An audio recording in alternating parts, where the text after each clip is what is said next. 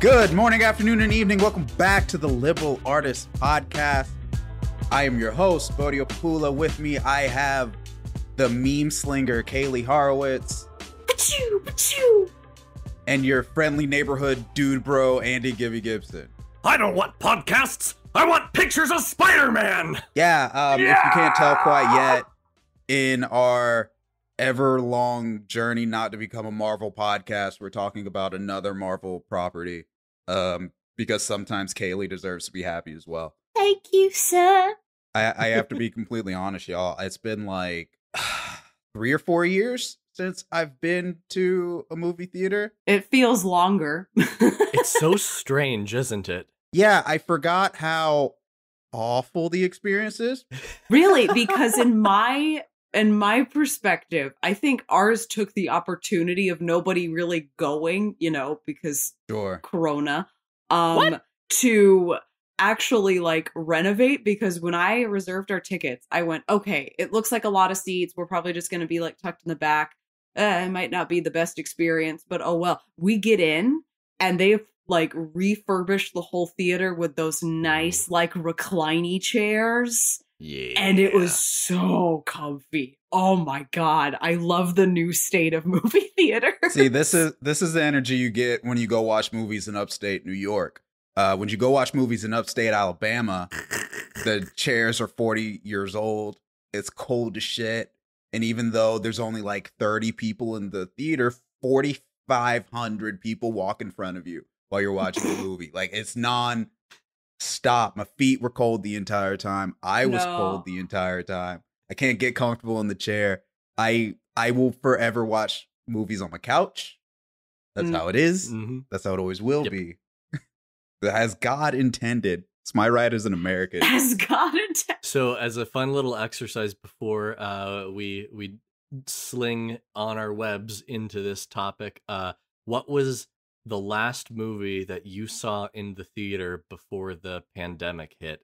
Ian and I went and saw Onward. Yeah, what was it? March 11th, March 12th. Perfect timing. Or actually, no, this might have been like the 14th or the 15th. Like before, like right around the time like everything pretty much shut down, because the theater I worked for came to a halt on the 13th.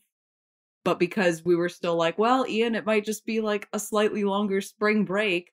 Let's go see Onward, because it's a fun, like, Disney does fantasy and D&D movie.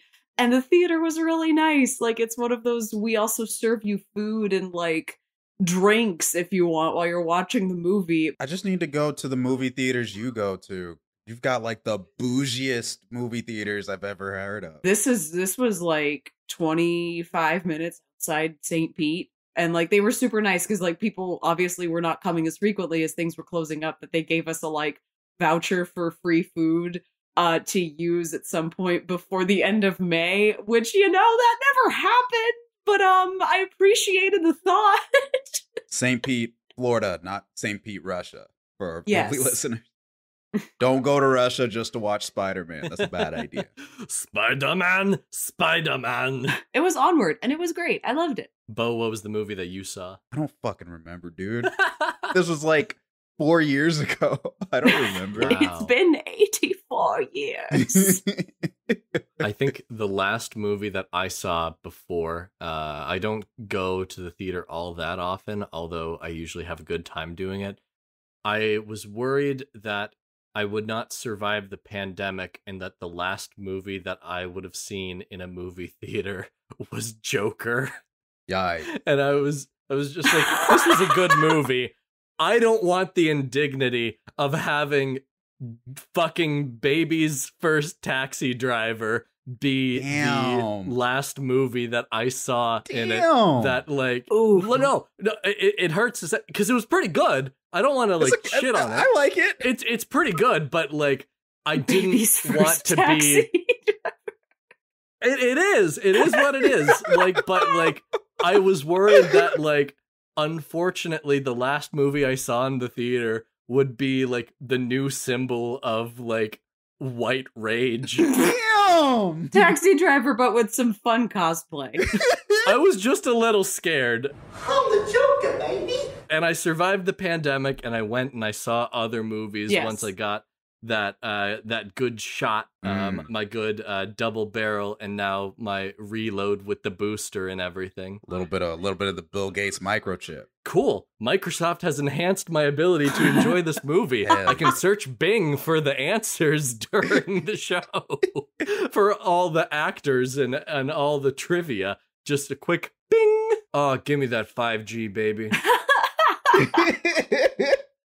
All right, so we're talking about Spider-Man Far From Home.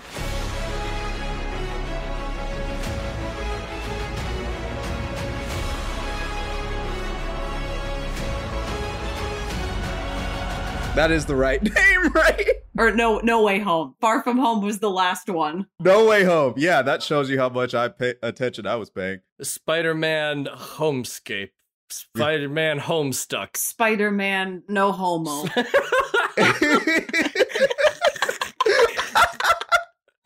It's so stupid. I'm going to go ahead and get my stupid, dumb nerd rage out of the way. You go right ahead, baby. Rage, fucking rage. Thank you, Hormone Monster. So number one, I don't like that we can't do a really cool thing once and not have to beat it into the ground until it stops selling. You know, Enter the Spider-Verse was a dope movie and very fun. I hate that now that they're bringing that back, and guess what? It's a 2-parter because we got to make it a trilogy. And I'm like, ugh. And then Disney was like, hey, people like multiple Spider-Men. We could do that. What was my other one? Yeah, I could say this. I'm black. Oh. Flash Thompson being an Indian kid was weird. I've never seen any of the other Spider-Man movies, so I don't like nerd Flash Thompson to start with. But when I see like an Indian boy, then I'm like, who the fuck named you Flash? Who the fuck named you Thompson? How the fuck did you get the name Flash Thompson? Buddy, it's 2021. Indians can be assholes. That's not the problem. The problem is I don't think I've ever met an Indian family named Thompson. My disbelief can only be suspended so much. But you can't imagine that like Skeezball wouldn't give himself the name Flash. Flash, maybe. Flash Thompson? Yeah, like Thompson I'll give you, but yeah, no. You can't imagine that like this ass clown wouldn't name himself Flash. I if we're listing just instant complaints, I also have one, but it's not about Spider-Man and the movie itself. Oh. My complaint has more to do with the theater, in that every single goddamn movie trailer nowadays is just a song from the 60s stripped down with a slow piano and edited to be really dramatic, and it's fucking stupid. It's really dumb. It's so annoying. All of you doing the same thing does everything to dilute the possibility. I was watching fucking trailer for Moonfall, where the aliens are making the moon fall down on the earth, and you know what song they used? Creedence Clearwater Revival's Bad Moon on the Rise. And I was just like, obviously it's not rising because the story is called Moonfall. They couldn't get Skyfall. They couldn't get that redone with Moonfall. They couldn't get that one. There were so many trailers nowadays. Yes. That's just like, even Black Widow, like one of our previous episodes, the opening credits are a slow, sad, dramatic version of fucking Smells Like Teen Spirit by Nirvana. Right. Just do something different. It does sound good, though. No, it doesn't. It sounded good in it. 2017. When I was ready to be more angry about things. Now I'm just frustrated. I'm sad. Transitioning back to the old Spider-Man. Spitterman. Yeah, this movie was fine, y'all. I enjoyed it. It's a fun time. Kaylee, Yes. look like you have a lot more to say. I have so much to say. I will interrupt you. I know I just gave you the stage. This conversation is probably going to pan out a little differently. It's hard to really like analyze a movie that you have to like go to the theater to watch. With that said, Kaylee, the floor is yours. Gosh. Yes. Go Well, for and it. Spoilers! I was also And going to say, spoilers, yeah, whatever. this is heavy spoilers territory because we've gone through the weekend of opening, but now it's sort of like fair warning. You don't know what you're walking into. Listen to things. Spoilers or If no. you don't watch the movie 10 days before it comes out, Fuck you! All the YouTube kids are beating us to the punch, so like I already had half of it spoiled on Twitter. It's whatever. I very much enjoyed this movie. And like I've already like listened to a handful of reviews just to sort of get a sampling of like other perspectives or like things that like obviously just watching it for the first time and only time like might not have fully registered with me. And I think any of the weird places I felt about it were really just sort of down to the way they like not the way that they use the villains, but just sort of like how they I don't know, it changed some of the character motivations or like it didn't get to fully flesh into some things, but I chalk that up to like you're already trying to do so much with 3 film franchises in 1 2-hour go.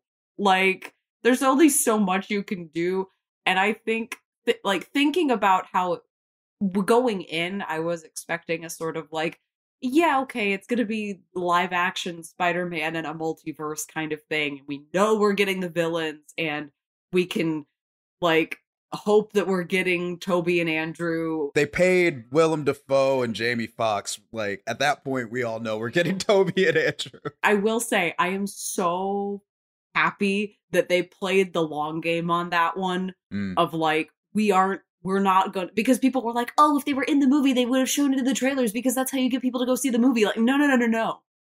If like you show the villains, because that's not always what you're expecting to happen in these movies. You expect the hero crossovers. You don't expect the villain crossovers. Right. But like, you know, if they're going to do that they can't not include them unless they want to do a sort of disservice, which a little bit I was worried that that's what it was going to be, was like, no, we are so focused on our MCU and just sort of introducing these villains into this world and just to wrap things, whatever. But like, played the long game, literally waited just until like, no, you get to just see it happen in the movie. We won't tease anything. And I really appreciated that. I really appreciated that whole scene too, that of their arrival. Yeah. Oh gosh, where do I even begin?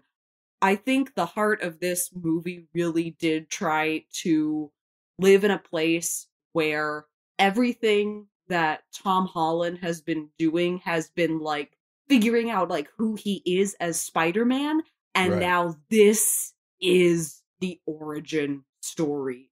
This is Spider-Man. This is not like because I really like the sort of recognition, like, no, he is the only one of these guys that knows how to work in a team. Yeah. Like, he has had training wheels the entire time by being able to work with other superheroes and learn from their mistakes. And this is the final piece of learning from mistakes, learning from his other selves to figure out who he wants to be as Spider-Man, and then being sent off into the world to do that now. Which I really appreciated the way that they handled this sort of like, okay, no, because we've heard the fans saying like, but he doesn't have his own Peter Parker problems. Like, he's just sort of Tony Stark Jr. kind of character.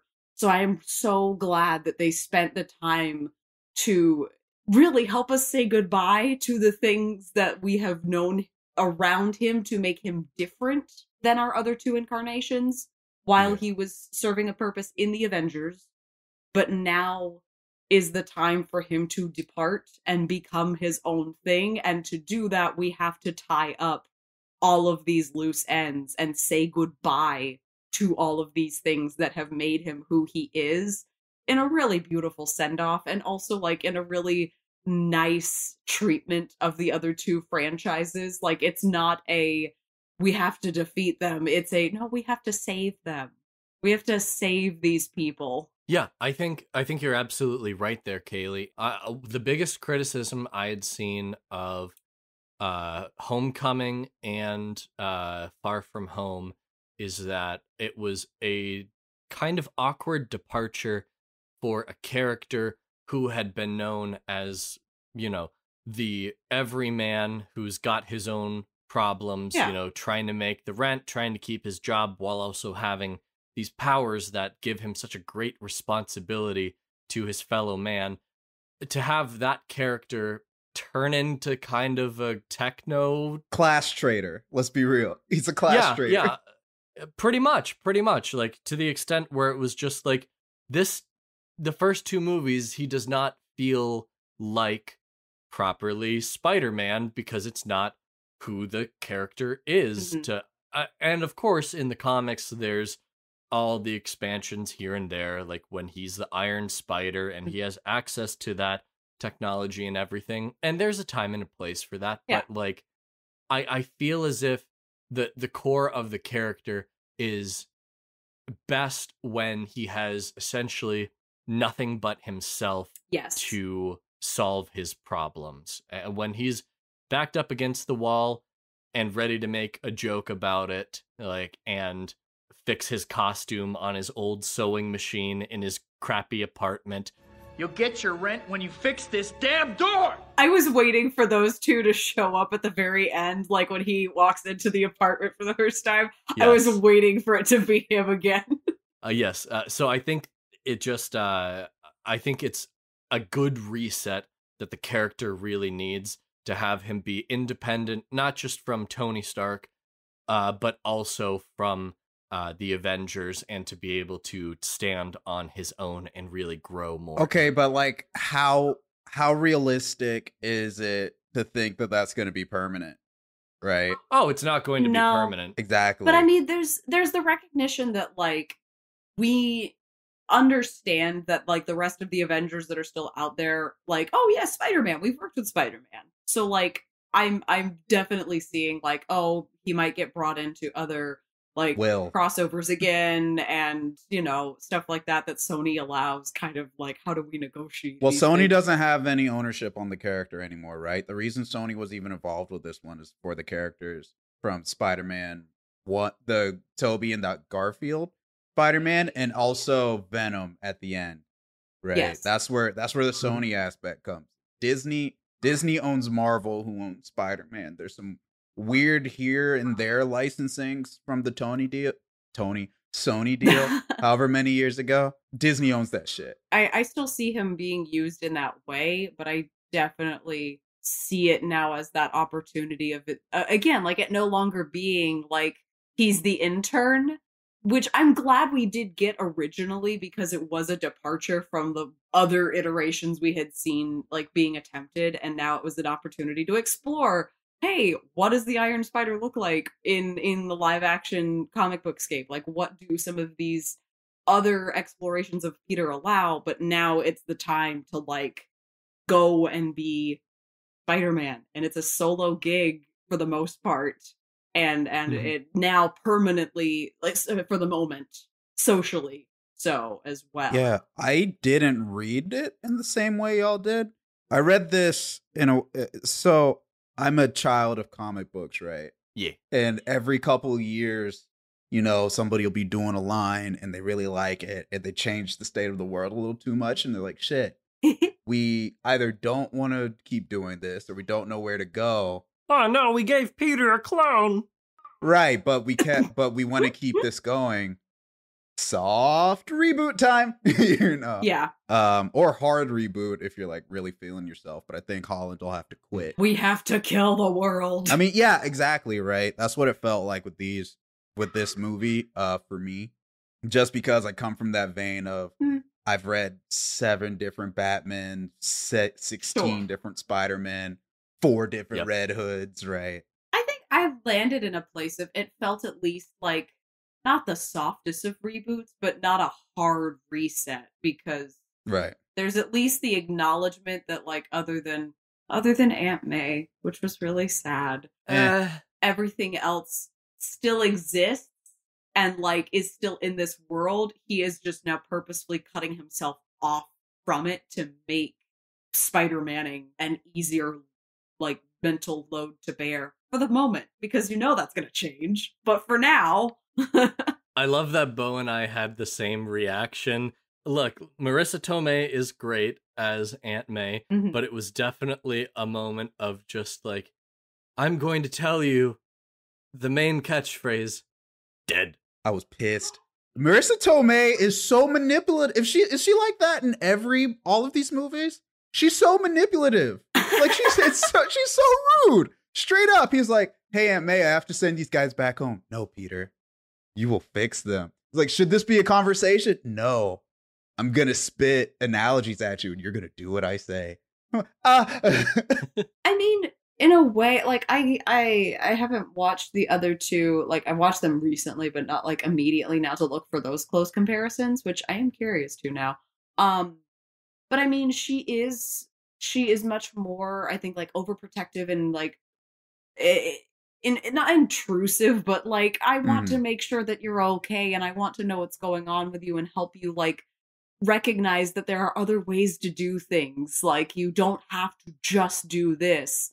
Has been, I think, a constant for her as a character. I think the problem in this movie for me is that it wasn't, because that's a major crux of the movie, right? That's what the movie takes its like turn into the real plot. It wasn't a conversation, right? It was that's you're fair. Not going to kill him, Peter. I'm not going to kill him, Peter. Quest given. But right. It does sort of raise the question of like we get that conversation about the other two talking about like the night that Uncle Ben died. It just sort of gets glossed over in this iteration. And, you know, at the beginning, we all went, yeah, we know the Spider-Man origin, so that's probably like how it went down. But if she is the one in this movie to kind of put the last piece of like creating like Spider-Man, like homegrown Peter Parker Spider-Man, and be like, this is when you learn what it means to have this power is the great responsibility. Like, now I have questions about, well, what happened originally, like with that, like with Uncle Ben, like, did he have these powers yet? Like, what happened in that scenario? If this is now the moment of his reckoning with... Did this version of Peter know Ben at all? She mentions it, like she mentions his passing in the first movie. Because I just figured since they were like, hey, Aunt May is hot this time, don't worry about Uncle Ben, she's single. Right? God, how much of a stud was Uncle Ben back in the day? To get Marissa Tomei, son. If we've got Marissa Tomei, who is like the himbo Uncle Ben equivalent right there? Like who is hot enough? Like name your actor for like equivalent hotness. Charlize Theron. Shit. Why not? Why not? You know. I mean, I'd say Paul Rudd if he already wasn't in the MCU. Damn this MCU, because I was going to say Tom Hardy, and then I was like, shit! They're taking all of the hot ones! They're taking the hotties. Henry Cavill. Haha, he's in DC. What's his name who played Poe Dameron? Oh, Oscar Isaac. Oscar Isaac, there's your Uncle Ben, y'all. There it is. That's canon. There you go. That's not a bad choice. God, now it's sadder. now it's even sadder. Moving on. But no, like if this is the movie that now has to, like, that we've always been assuming that that's already been a lesson he's learned, and now it's that no, he hasn't had to reckon with, because now it's the sort of like we're growing up and we're moving on. And I watched Tom Holland's Hot Ones interview where he said that the director for this film, their homework assignments were to watch like all like a slew of these like 80s coming of age movies. And like I think that really is at the crux of this one in particular. For as much like superhero dressing and fan service that it gets, the crux of this is the like, you are growing up and going out into the world. Your friends are going to college. You are now about to like become a superhero full time, and to do that is here is the last like piece of knowledge that is important to this character for like mature adult decisions that, you know, you've known sort of this like what is right in the face of like these hard choices, but now when it's on you without like a team setting, it is you. Personal choices, personal consequences included. And I think that's my problem with not this movie, but with like I hate high school Spider-Man. Like I hate high school Spider-Man in every iteration. He's a bitch. Even Toby's Spider-Man was in high school for like half an hour, and I was like, okay, fine, we're done. Okay, right? But he caught all that food. It was, and he was graduating high school, right? He was a high school senior. when he became Spider-Man in that movie. Granted, also, like, he was like a 30-year-old man in high school, and I always was just like, Whatever. Holland's in like his mid-20s. It's fine. yeah, but he looks like a baby. Shut up. Yeah. Toby looks like a baby 20 years ago. Watch it again. Yes, he did. We're not having this discussion. We're having a different discussion. My problem with High School Spider-Man is that I don't like it when I'm going to compare this movie a lot to Insomniac Spider-Man PS4, because I still think that's like one of the best Spider-Man movie stories ever told. This is a very comparable like narrative in that sense. Yeah. Because they killed Aunt May better. But grown-up Spider-Man doesn't have time for that like high school bullshit. He learns that like coming of age lesson at the top because he's like, I also have to be a freelance journalist and also try to be a scientist, and also MJ's mad at me again. Right? Again. He doesn't have time to just like sit in his room and like talk to his friends, I guess. Which has always seemed a lot lamer to me, even when I was of the age that, even when I was like 16, 17, 18, when I would have been the same age as like the median Spider-Man. This movie had like very few school scenes, which I appreciate. I think it was just them going to school for the first time after he came out. He came out. He wasn't coming out of the closet. But there's a reading. I don't think there is. Prider Man. Prider Man. Yeah, he breaks up with MJ because he was like, I have something to tell you. I'm in love with Ned. We talked about how we're glad that there's a power reset, even if that's a bit cliche. Like it's for the best, really. I think really with like a lot of this movie, it's like investigating essentially 3 different franchises and how they're able to interact with each other. And you know what? A special credit that I will give this movie and what it did, it was very nice to the Amazing Spider-Man franchise. It was. It was so nice to them.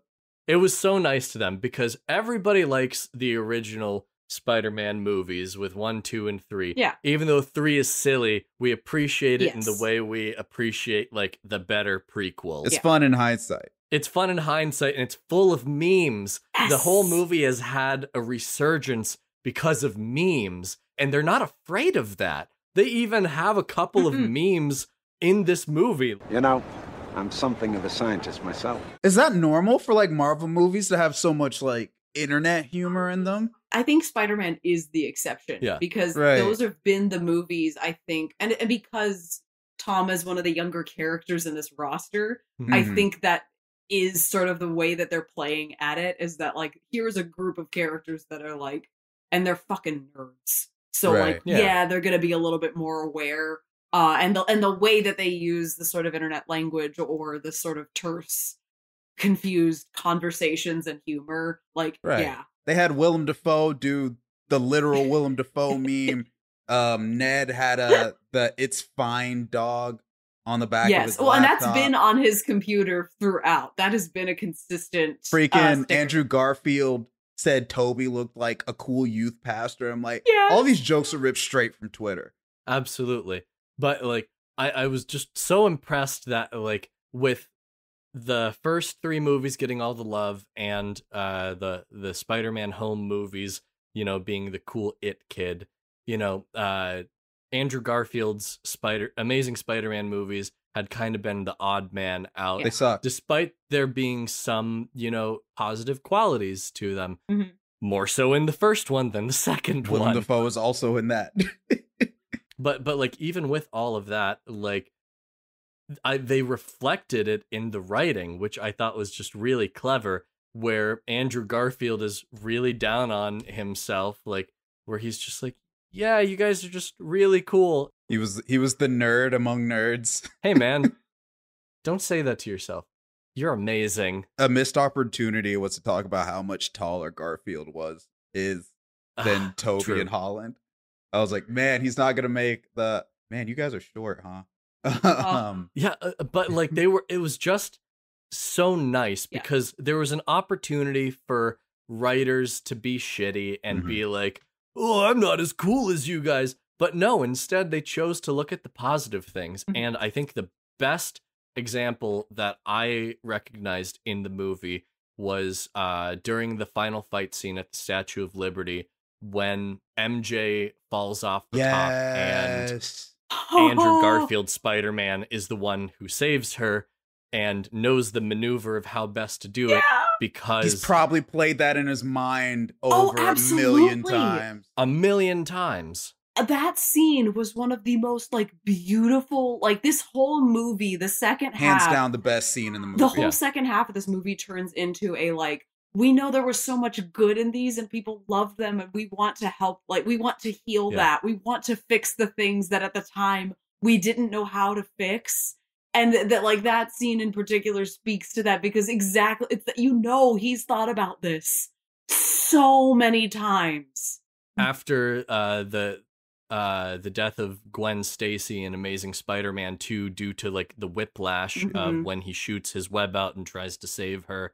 Like what I love most about that scene is the best scenes come in late and get out early is the way I've heard it phrased with writing, in that they spend no more time than they need to whatsoever. And to have, you know, Spider-Man Homecoming's new MJ like fall off, Andrew Garfield, the Amazing Spider-Man, goes into action and like instantly knows what to do, saves her, and there's just a very brief moment of him getting emotional over that, and then it just cuts away because everybody remembers. Oh yeah. Even though that's like the weakest Spider-Man movie that's come out, everybody in my theater just kind of had like a quick hand over heart moment with people that. Cheered in my theater. That scene is like, despite coming from one of the weaker movies overall, I think that scene has like left one of the most significant impacts on people. Yeah, that's an iconic scene in Spider-Man's history, right? Because that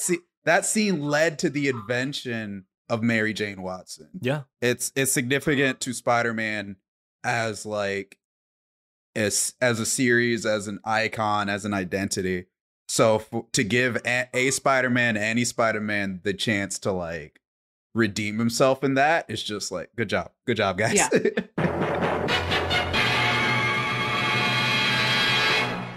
Also, the way that like they extend that to the villains, like I almost started crying when they fixed Dr. Octavius. That was because like, again, I've started seeing people on Twitter like the new holy Spider-Man trilogy, Into the Spider-Verse, Spider-Man No Way Home, and Spider-Man 2. Not the Amazing Spider-Man 2, but like the first trilogy, Spider-Man 2. This is the new holy trilogy. These are the three. Because that one is so, that and the video game are so goddamn heartbreaking because like, you know, it's not his fault that he's gone insane, right? And you know that deep down there is still just the Otto Octavius that wants to make the world better. And it's Alfred Molina. He's so good. He's such a good actor. He is one of the best actors to have ever been in a superhero film. Like it's like putting Marlon Brando or Tom Hanks in a superhero film. Like, you know that this may not be to his level, but he's going to bring his A game. Absolutely, yeah. But like that was like, that made me super emotional. And I also really appreciated like in sort of the like, how do we like fix and like find the good that was in the Amazing Spider-Man verse? Like what they did with Electro was a really interesting choice of like how to save and like twist that character in a way that wasn't so caught up in like whatever fucking direction they him and Garfield got to like hash it out at the end. It was they got to hash it out, but then like he also had that chance to like, what was it that he really wanted? He wanted some, like, it's that sort of like, I wanted what I thought I wanted, but not what I like realized I needed until the end, kind of, which I really appreciated. And also like their heart talk, because it really was about just the like, I wanted you to notice me. Yeah. Like I looked up to you so much. I wanted you to see me. And like they have that moment together. Question for you all. Why was Sandman in this movie? You know, I think I think, Spider-Man 3 representation. Why was Lizard in this movie? Why was Lizard in this movie? Right, when they're like, I'm gonna jump on a giant plot hole. It's like when they drive up to Happy Spot, they're like, all right, everybody go in the crib. But he's gonna stay in the truck. But he's gonna stay in the truck. He wouldn't stay in the truck. Fucking why would you let the dinosaur man stay in the truck until the sun goes down? Are you high? Are you gonna tell the big lizard man no? Yes! Absolutely! He doesn't have options here. It's like, hey, come with us or we send you back home to die. Done. Get that man some fucking jeans. He's naked on the Statue of Liberty. Give him a trench coat and a hat, Ninja Turtle this motherfucker, Please. and we're good to go. Oh, Nick guy. It's very funny to me that the Alex Jones-esque J. Jonah Jameson is right outside of the truck where the conspiracy lizard men are. That just made me laugh in hindsight. And I guess that's just the take people are going to take of J. Jonah Jameson from now on, which is interesting, right? Instead of kind of being a smash journalist who is genuine but is also a dick, they're like, no, he's the bad guy. He's the alt-right, and personified. J. Jonah Jameson has always been like incendiary. He's always been confrontational. I don't agree with incendiary. At times, it depends who's writing him. Mm-hmm. I agree with you that like J. Jonah Jameson is best when at his core he's a good person. Yeah. A good journalist. Yeah, where his principles are good. Maybe not a good person. Yeah, no, like principles. Like he doesn't he doesn't rat out Peter in the first movie when Goblin comes asking like who took the pictures because, right. Yeah. Maybe we could say it's because there's morals, but it's probably like non-disclosure agreements and like all that sort of nitty-gritty. If Parker lives, he'll sue the shit out of me. Something like that. But no, I think that it was also just really interesting though that he's now had a chance to play this character. Like, I mean, yes, he's in the game sort of thing, but like just in these franchises live J.K. action. Simmons is J. Jonah Jameson. No, like we have two very different J. Jonah Jamesons from the first trilogy to this one now. Like, and I think maybe it's a better character that serves the day and age that we're in. But no, I think I like personally, I think I like the one from the first trilogy more because he's an asshole, but he's good at his job. I think it's much more representative, like Kaylie was saying, of like our current media scape in that like he has essentially moved from being like the newspaper man in control of the Daily Bugle, one of the most influential papers in the world, to the Alex Jones like inflammatory, controls what your like relatives say at Thanksgiving. Right. Yeah, he like does. I love that like if you're gonna do this character, they fully commit to him in the way that like they start out with him in like a basement in front of a green screen. That was such a good vignette, dude. They really don't like overdo that. They do just a quick bit that's funny, but also like, oh shit, that's totally right. Oh yeah. To him getting a full studio, essentially like building propaganda against one specific entity, which is pretty realistic. And like over the summer too. Because it's between the beginning of the movie and the beginning of the high school year. Yeah, it's not necessarily like the truest to the classic character, but I don't mind it. No. One, because J.K. Simmons plays it so well, but two, because they managed to get the nuance of essentially a caricature in that, like, the scary part of Alex Jones and other conspiracy theorists isn't when they're loud. It's when they're quiet.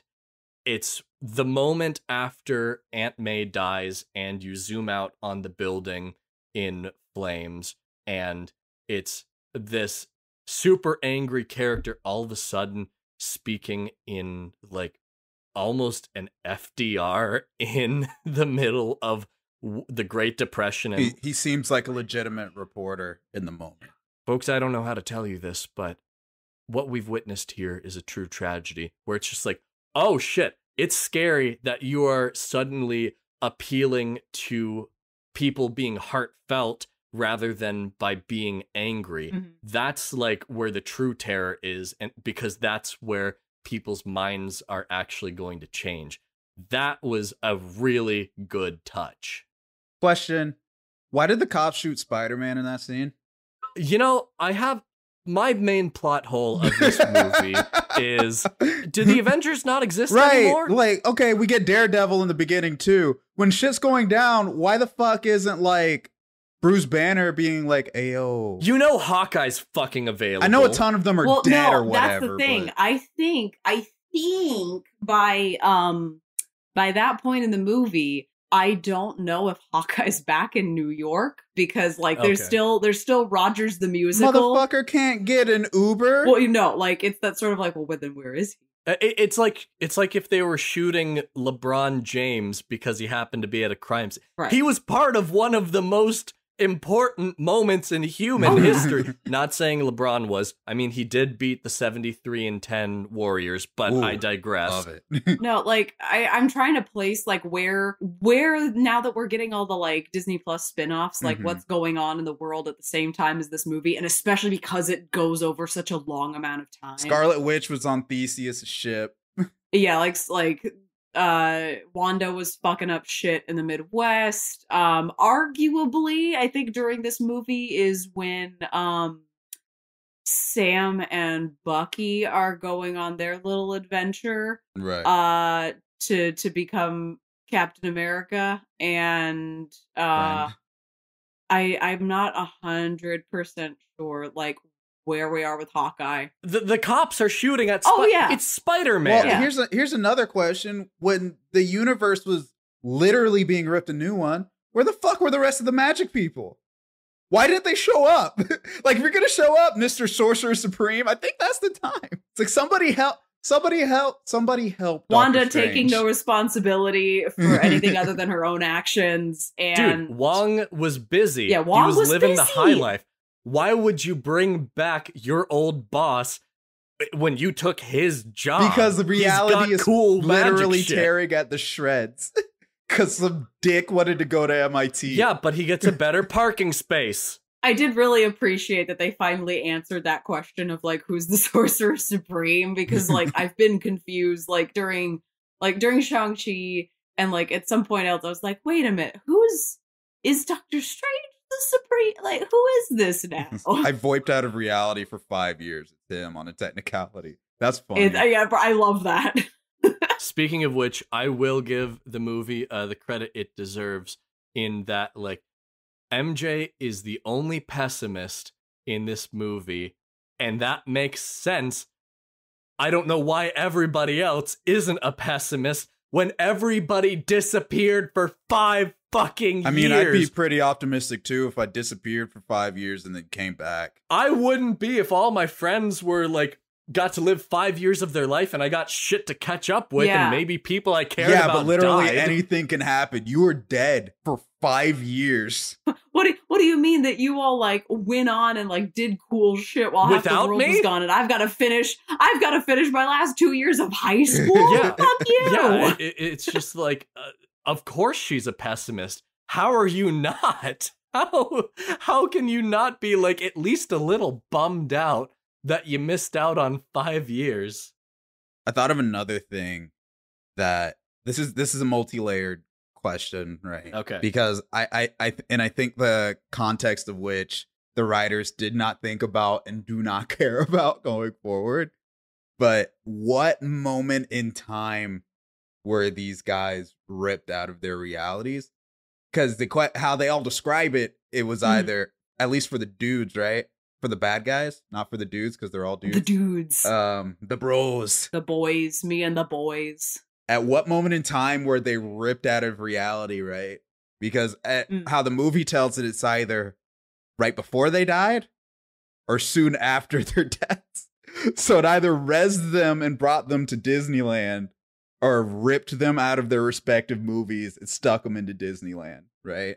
I mean, it sounds like, no, it has something to do with and I'm also reading some possible interpretations, borrowing from like Loki maybe, and how they destroy the singular universe and open up the multiverse by the end of that series. But like the recognition that timelines like there's something a time sensitive properties about major events that happen in a timeline, and I'm assuming that, you know, a death is usually going to be one of those things. So in the instance that you have a multiverse opening up, if those things are no longer supposed to happen, like this is the chance to fix that. Right. I'm just really curious now between Spider-Man 1 and 2 how much time passes, because Octavius goes, he's been dead for years. It's about 3 or 4 years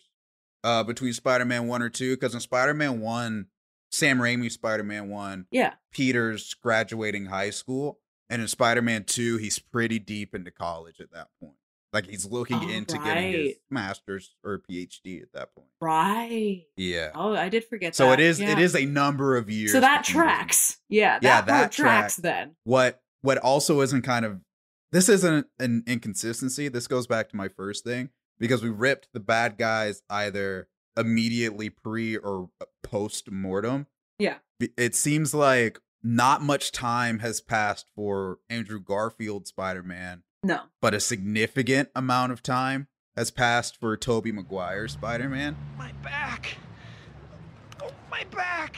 Since all those things have happened. Yeah, it sounds like that's just sort of the like, and where in the universe like are these things? Mm-hmm. Do they all happen running alongside each other? Probably not. And then what are and also what are the connotations of fixing all of the bad guys? Like, do those movies, like what was it all for naught? Yeah. Right? Do we stick them back in their universes and it's like, well, we're on time travel rules.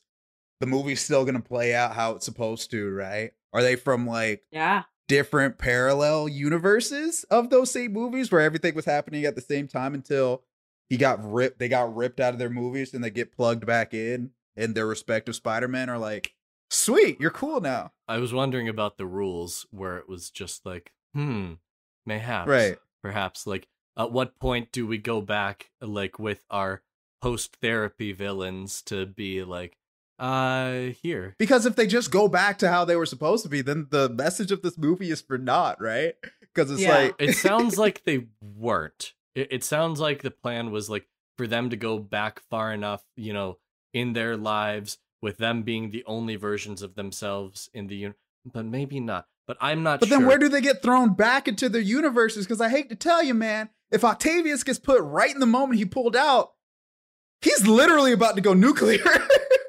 It sounds like the intent was that does not happen. But then what are the connotations of that? Because then, by definition, the other two Peters can't exist. Because they live in common realities where all that shit already happened. They no longer can exist. This is why a multiverse just hurts. This is why time travel's stupid. Well, Kaylie, like, I guess, does Endgame That's logic a different movie. With time travel and multiverse, like, go through, or is it Loki logic where it's new possibilities like Doctor Strange sort of stuff? Right, no, and that's what I'm thinking is sort of the plan, like that they went, actually no, Endgame was stupid, and I was waiting for them to use Loki as the fix-all, and they didn't quite get there, but they set the sort of like, this could be the foundational workarounds for these things.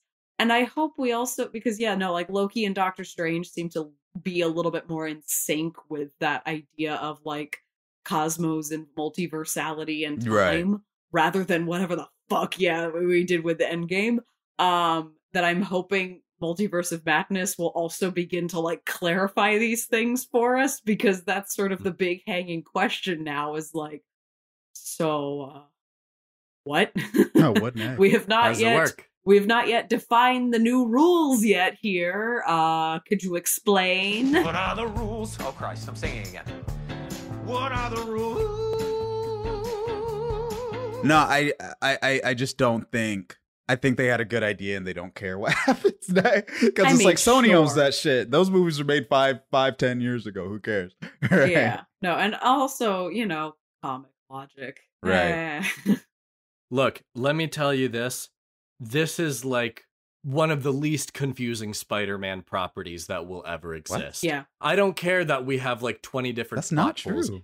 In this case, no, it is true. You know why? No, it's not. In the comics, Peter has evil clones. Venom has evil clones. Yeah.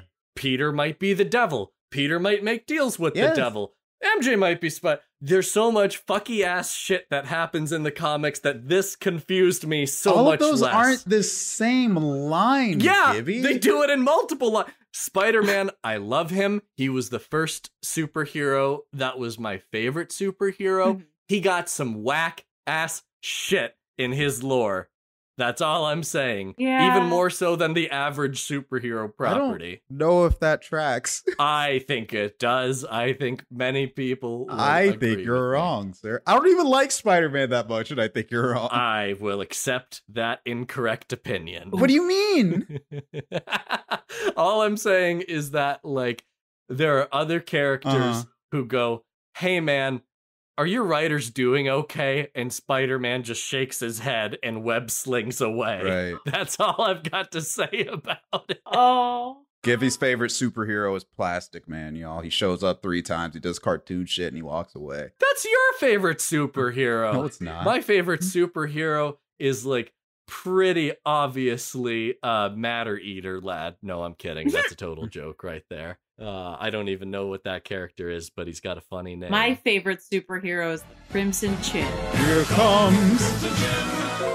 My favorite superhero is that one random normal guy from Deadpool. One dude. The one whose, like, only special ability is that he's been living with, like, type 2 diabetes for a couple decades. Aw. Oh, man. I Good haven't for seen him. that. Finally, a realistic superhero. We're on our way out of this episode, reaching time. I do have one giant issue with the movie. Mm. Well, that's perfect timing. Yeah, right. So post-credit scenes, they always happen. They're great, whatever. Yes. I have Yes. I have never seen the Venom movies. I stayed away from them. I wasn't interested. Why is that the voice of Venom he picked? I don't know, man. Eddie, we are drunk. Yeah, it's all right, dude. You play Bane. You were in Mad Max. Yo, we really need you to go in. He's like, I'm gonna sound like a Hanna-Barbera cartoon character. I'm gonna fucking chug an entire can of Power Thirst and go in on this mic check. Let's go. It's like, really? That's the voice you picked? Chocolate, banana, and gun. It's like, I was so taken aback when fucking Magilla Gorilla's disembodied voice was just going in on Eddie Brock, and I'm just like, that can't be Venom. That can't be what Venom's supposed to sound. See, now I want to watch them even more, and I haven't seen them yet. I'm so. It came and went like a turd in the wind. That has been this episode of the Liberal Artist Podcast. Join us next time when I have an existential crisis about Venom's voice. Peace.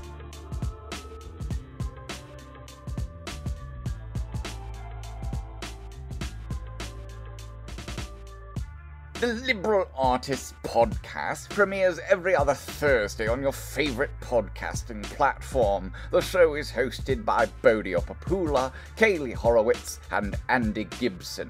You can find the show at LibArtistsPod on Instagram and Twitter. Thanks to White Hot for performing the theme song Reflect, which can be found on freebeats.io.